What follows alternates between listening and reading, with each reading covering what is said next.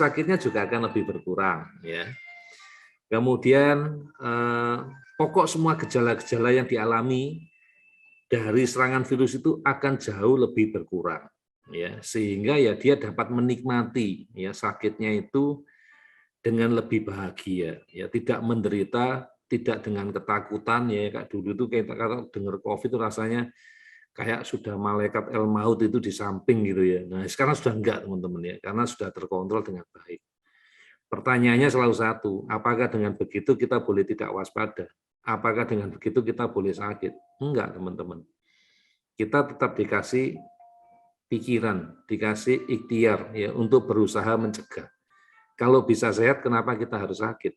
Biarlah sakit seandainya kita alami, itulah menjadi takdir dari Tuhan. Ya, bukan karena kita yang mengundang ke tubuh kita. Ya, jadi untungnya orang-orang yang sudah divaksin itu, bila dia terpapar, maka dia tidak akan menderita lebih parah, lebih fatal, bahkan bisa mengurangi resiko kesakitan dan kematian. Oke. Tetapi dokter, ya ini ternyata kenyataan juga ya teman-teman ya, yang kita hadapi juga di praktek sehari-hari. Ya. Oleh sebab itu di klinik kami di Bekasi, sampai saat ini pun kami masih melakukan terapinya online, ya, bukan terapi offline, karena mau kita buka minggu ini, minggu depan lah ya, kita mau buka ternyata gelombang ketiga. Kita lebih melindungi Bapak Ibu, ya oke, lebih baik kita tunda, ya nggak ada masalah. Kenapa? Karena ternyata di praktek, ya di lingkungan kami, barusan tadi saya cerita sama Pak Heri, sudah kita temukan, sehingga saya berpikir informasi ini harus segera saya sampaikan Bapak Ibu. Karena kalau di tempat kami terjadi, kemungkinan juga di tempat Bapak Ibu terjadi, apalagi gejala Omikron ini sangat-sangat mirip batuk pilek biasa Bapak Ibu. Ya, yang mungkin tidak akan kita kenali dan mungkin tidak akan bisa didiagnosa, ditunjukkan dengan spesifik kalau kita tidak melakukan pemeriksaan PCR. Ya, harus PCR-nya PCR tertentu lagi ya, enggak semua bisa mendeteksi PCR-nya. Ya. Sudah divaksin masih bisa positif, itu kita temukan Bapak Ibu. Ya. Yang enggak divaksin apalagi ya, yang lebih parah. Divaksinnya sudah lengkap 2 kali vaksin, sudah di booster, masih terpapar Bapak Ibu. Ya ini kenyataan. Lalu kita nanya-nanya, nah kalau gitu dok, apakah perlu divaksin? Iya, tadi sudah dijelaskan di awal, kalau nggak divaksin, gejalanya lebih parah, bahkan bisa mengakibatkan kematian. Nah kalau sekarang divaksin dok, apakah ada jaminan dok kita lolos? Semoga itulah ikhtiar yang bisa kita lakukan.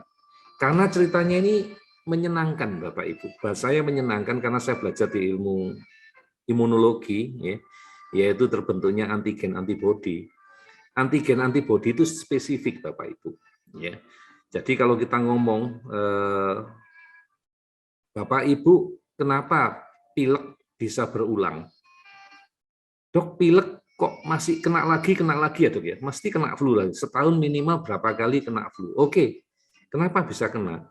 Sampai mereka membuat yang namanya vaksin flu, Bapak Ibu. Ya, vaksin flu dibuat yang diberikannya setahun sekali. Kenapa? Karena virus ini, yang termasuk juga virus COVID ini, Bapak Ibu, golongan corona ini, adalah virus yang sangat mudah bermutasi atau beradaptasi.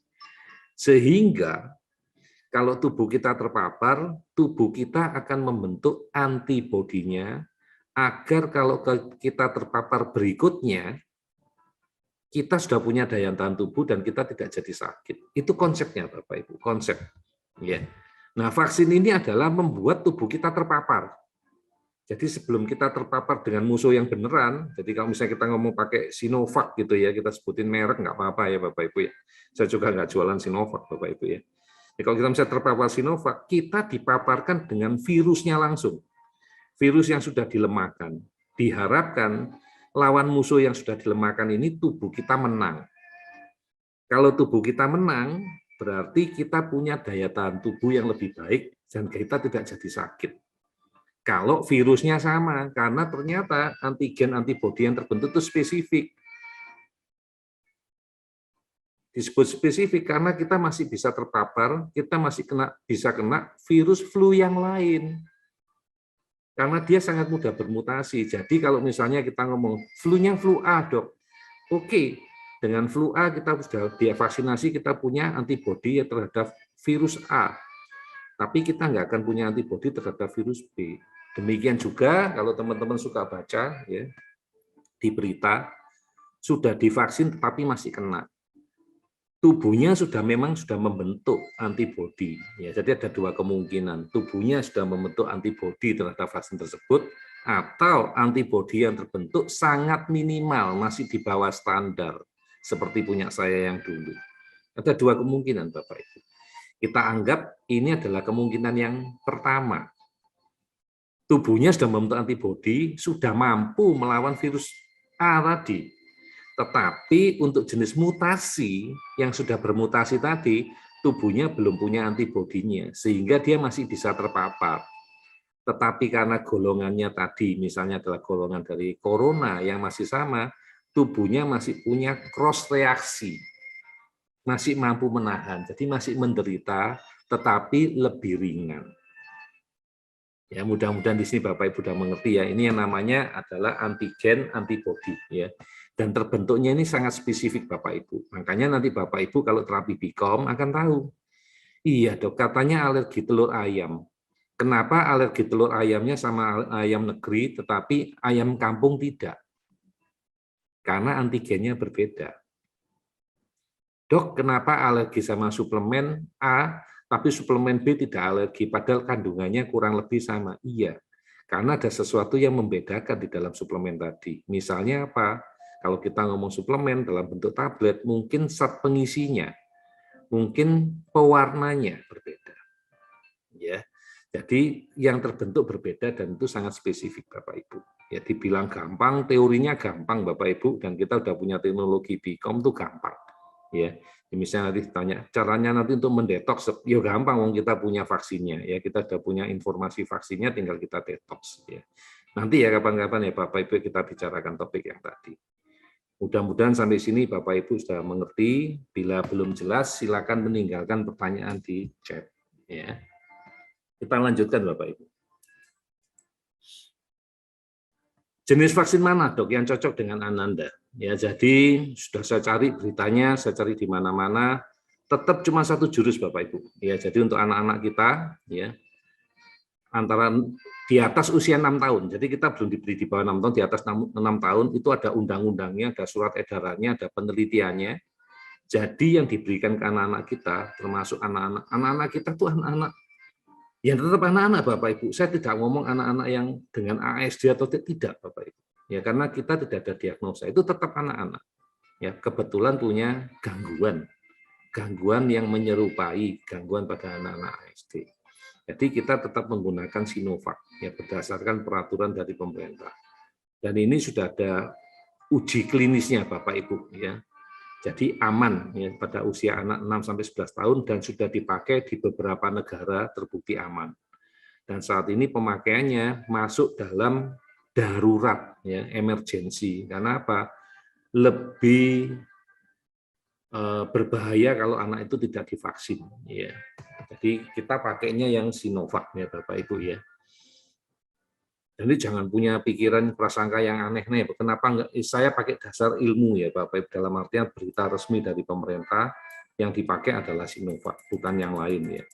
Walaupun mungkin ada yang ngomong, Dok, saya kepinginnya anak saya dapat yang merek yang lain, Dok, supaya bisa umroh, supaya bisa. Nah, sementara jangan mikir yang itu dulu ya Bapak Ibu ya. Kita pikir dari segi keamanan ya. Jadi digunakan yang jadul. Ini kalau menurut saya ini vaksin jadul ya. Yang teknologinya dan cara kerjanya sudah kita kenal. Dan saya paling suka karena jelas-jelas dia tidak merubah struktur genetik kita ya. Oke ya Bapak Ibu ya. Jadi tidak ada lagi yang bertanya nanti, dokter boleh pakai vaksin itu, ini aturannya tetap yang menggunakan pemerintah ya Bapak Ibu ya. Dan saya sendiri tidak melakukan vaksinasi Bapak Ibu ya. Jadi ini kita ikut di programnya pemerintah. Ya, ini sudah otomatis.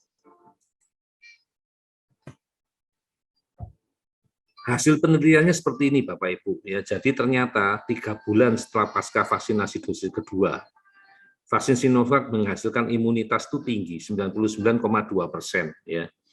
Dan yang menyenangkan Bapak Ibu, ini tidak untuk setiap orang ya Bapak Ibu, untuk tubuh saya juga ternyata berbeda. Ya enggak apa-apa, ya, tapi ini bagus. Dulu di awal-awal studi dikatakan bahwa pencapaian dari Sinovac ini begitu dikatakan paling tidak efektif. Ya, ternyata itu berita palsu Bapak Ibu ya. Berita orang yang ingin menyudutkan, ya biasalah ya Bapak Ibu, yang namanya mungkin ada persaingan dagang atau apa, kan vaksin tetap walaupun kita mendapatkannya gratis dari pemerintah, pemerintah kita harus beli Bapak Ibu, dan sebagian besar mendapatkan sumbangan ya, diberi oleh negara lain. Ya tujuannya bagus ya, demi keselamatan seluruh umat manusia ya, masing-masing negara juga punya kepentingan yang sama. Ya, kita bersyukur Tuhan membagikan seperti itu kepada kita. Ya. Jadi sekarang malah terbukti Bapak Ibu ya, terbukti dalam penelitian yang terakhir bahwa Sinovac ini masih efektif terhadap mutasi-mutasi dari virus-virus corona yang lain ya, termasuk dari Omicron ya. Jadi ini berita-berita terkini yang saya ikuti ya. Oke ya Bapak Ibu ya, jadi dosisnya sudah disampaikan, jadi ini langsung dari Ikatan Dokter Anak Indonesia ya. Jadi ini data-datanya juga masih terkini Bapak Ibu, masih dari November 2021 ya. Jadi direkomendasikan untuk 6 tahun ke atas ya. Jadi ya karena anak-anak bisa tetap kena COVID ya. Kemudian sekolah juga sudah mulai ya, pembelajaran tatap muka PTM ya. Kemudian rawat inap sudah meningkat juga di anak-anak, sehingga akhirnya diputuskan anak-anak dikasih. Di beberapa negara lain Bapak Ibu, mereka diberikan mulai umur 3 tahun ke atas. Ya, jadi nanti suatu saat bisa saja, ya, setelah program ini selesai dan dilihat ternyata masih ada kemungkinan anak-anak kita terpapar virus, maka bisa saja diperluas menjadi usia 3 sampai 3 tahun ke atas. Ya. Ini memungkinkan. Ya. Sekarang sedang dalam uji coba. Ya, mudah-mudahan sih tahun ini kita sudah selesai dengan masalah virus ini di seluruh dunia ya, sehingga kita mungkin mulai setahun depan, 2 tahun ke depan, kita sudah kembali hidup normal. Karena beberapa negara Bapak Ibu sudah melepaskan kewajiban untuk memakai masker. Ya, sudah ada 2 negara yang saya tahu, yaitu Denmark dan Perancis ya, sudah melepaskan karena mereka bilang insidennya sudah tidak terlalu parah dan mungkin virusnya sudah tidak ganas. Ya, herd immunity-nya agar lebih cepat tercapai. Ya, tetapi sebaiknya kita tetap hati-hati karena daya tahan tubuh masing-masing orang itu berbeda. Ya, seperti saya sudah dilakukan vaksinasi Sinovac dosis kedua, tetap daya tahan kekebalan tubuh saya diukur, saya masih dapatnya rendah Bapak Ibu. Mestinya di atas 250, saya dapatnya di bawah 8. Ya, sehingga akhirnya saya melakukan booster ketiga. Ya, lebih awal, dan akhirnya tercapai di atas 3.200 ya Bapak Ibu ya, setelah booster ketiga tadi ya, alhamdulillah ya. Oke Bapak Ibu, kita lanjut. Apa syarat yang dibutuhkan Anda untuk bisa vaksinasi ya, jadi untuk vaksin ini secara umum ya Bapak Ibu ya. Jadi ada syarat-syaratnya yang bisa dilakukan. Jadi enggak semua anak bisa dilakukan vaksin ya, apalagi kalau Bapak Ibu kalap, jangan ya. Harus ada pantangannya. Nomor 1, harus dilaporkan kepada dokternya, ya, bukan dokter ahli, karena dokter ahli nggak memeriksa secara langsung, tidak tahu ya. Apakah anak ini punya penyakit autoimun? Ya, salah satu penyakit autoimun itu alergi, Bapak Ibu ya. Kalau dia alergi terhadap vaksinnya atau bahan vaksinnya, bisa jadi vaksin tadi bisa memicu alerginya keluar, dan bahayanya alergi itu bisa mengakibatkan kematian. Jadi kalau Bapak Ibu benar ya, membaca berita, menonton berita, ada orang setelah divaksin sampai terjadi sesuatu, itu bisa Bapak Ibu, ya, it can, bisa terjadi. Ya. Kemudian ada penyakit GBS ya, Guillain-Barré syndrome, yaitu kelumpuhan otot rangka. Ya. Ada myelitis transversa, akut hemiliatik, nama-nama penyakitnya ada, dan nanti ada dokter. Jadi tolong Bapak Ibu melakukan konsultasi kepada pihak dokter di tempat pusat vaksinasi tadi, ya. Anak yang sedang menjalani kemoterapi atau radioterapi ini karena daya tahan tubuhnya sedang turun. Ya, kalau anak daya tahan tubuhnya turun, jangan ditambah musuh. Musuhnya akan lebih kuat dan dia sakit. Termasuk bila anak kita sakit, sebaiknya tidak dilakukan vaksinasi. anaknya sedang demam dok, anaknya sedang batuk pilek, tidak. Ya, vaksin apapun tidak akan dilakukan, akan kita tunda sampai anaknya lebih sehat. Ya, karena kalau